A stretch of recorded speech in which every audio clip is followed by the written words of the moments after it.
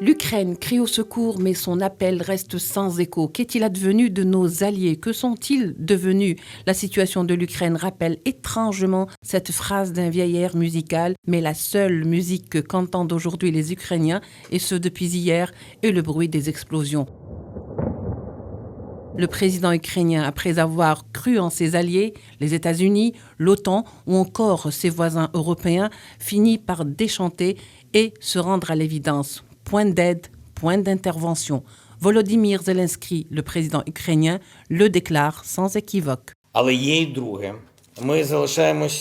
Mais il y a une deuxième chose. Nous sommes seuls à défendre notre nation.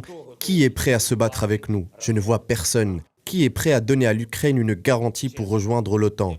Tout le monde a peur. Хто готовий дати Україні гарантію вступу до НАТО? Чесно, всі бояться.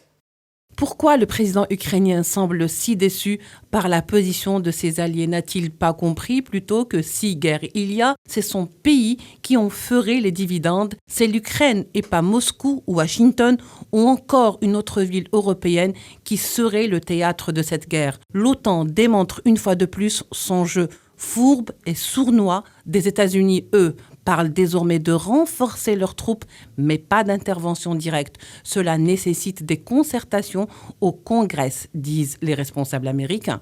L'opération militaire de Poutine a mis à nu l'OTAN, l'Europe et les États-Unis et leur impuissance à prendre des décisions et des actes fermes en dehors des sanctions sans cesse renouvelées.